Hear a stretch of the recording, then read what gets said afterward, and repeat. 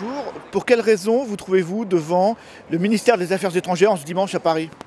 Parce que M. Kerry est aujourd'hui reçu par M. Fabius, ministre français des Affaires étrangères, et qu'on avait trouvé que c'était important pour la communauté ukrainienne de présenter tous nos remerciements à M. Kerry d'être présent aujourd'hui à Paris. C'est un moment important pour peut-être dénouer ou trouver une solution au problème ukrainien.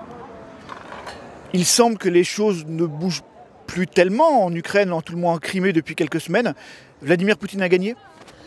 Vladimir Poutine n'a pas gagné et surtout Vladimir Poutine n'arrête pas. On voit à la télé ukrainienne des tanks ukrainiens qui sont positionnés sur des trains ukrainiens qui sont prévus d'aller sur le territoire de l'Ukraine continentale. Donc on est très craintif que la situation finalement s'envenime. Aujourd'hui, M. Kerry et M. Lavrov doivent se rencontrer à Paris. C'est important. Mais ça ne peut pas se faire sans l'Ukraine de toute façon. Il faut que l'Ukraine soit sur la table, enfin, autour de la table des négociations. Et en tout cas, on sera très attentif à ce qu'il n'y ait pas un partage du territoire ukrainien parce qu'évidemment, il n'est pas du tout question de partage, mais bien de souveraineté de tout le territoire ukrainien. L'Ukraine n'a pas la capacité militaire pour répondre à une éventuelle invasion ou attaque de la Russie. Est-ce que vous attendez quelque chose de l'Europe, une aide sur ce plan-là, sur le plan militaire, pour aider à sécuriser les frontières de l'Ukraine?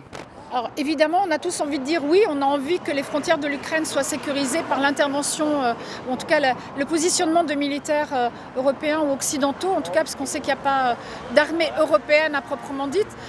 En même temps, on n'a pas du tout envie de rentrer et de suivre M. Poutine sur le chemin sur lequel il veut nous emmener, qui est un conflit qui serait terrible pour toute l'Europe, évidemment, et on n'a pas du tout envie de ça. Maintenant, quels sont les moyens d'action vis-à-vis de la Russie? Là, c'est très difficile. On a vu que M. Poutine était prêt à tout, qu'il faisait mine de négocier d'un côté et finalement il continuait à avancer dans son scénario qu'il a prévu, rappelons-le, depuis de nombreuses années déjà. Mais son scénario, quel est-il in fine? C'est toujours l'envahissement total de l'Ukraine, de sa partie est, ou de s'arrêter à la Crimée? Non, je pense sincèrement que la Crimée servirait de base militaire à ciel ouvert. En plus, il a quand même récupéré près de 50 bateaux ukrainiens, un sous-marin, 38 bases militaires ukrainiennes avec les uniformes qui vont avec ces casernes, avec toutes les munitions. Aujourd'hui, on a peur d'un scénario. Donc pour répondre aussi à votre question sur le scénario, c'est évidemment le sud, l'est de l'Ukraine jusqu'à Kiev probablement. Au-delà, je ne sais pas si finalement ça l'intéresserait tant que ça. Peut-être que c'est ça qu'il souhaite négocier. Laissez-moi gérer l'est de l'Ukraine et vous, occidentaux, laissons aux Ukrainiens l'ouest de l'Ukraine. Ça pour nous, c'est insupportable et encore une fois, le territoire n'est pas divisé, il n'est pas possible de diviser le territoire ukrainien.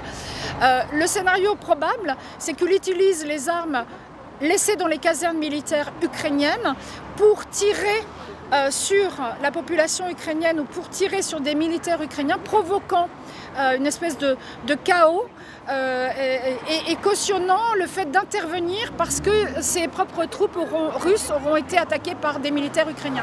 Voilà, enfin, ce type est machiavélique, est un grand malade, un mégalo, qui sans doute ne s'arrêtera pas à la seule Crimée et c'est notre grande crainte.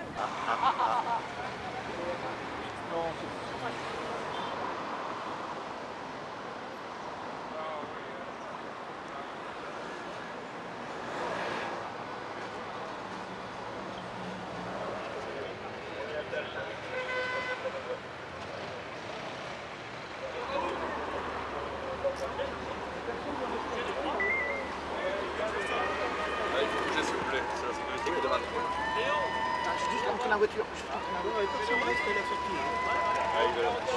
Juste entrer dans la voiture. C'est pas bien, il faut pas y aller. Allez, allez.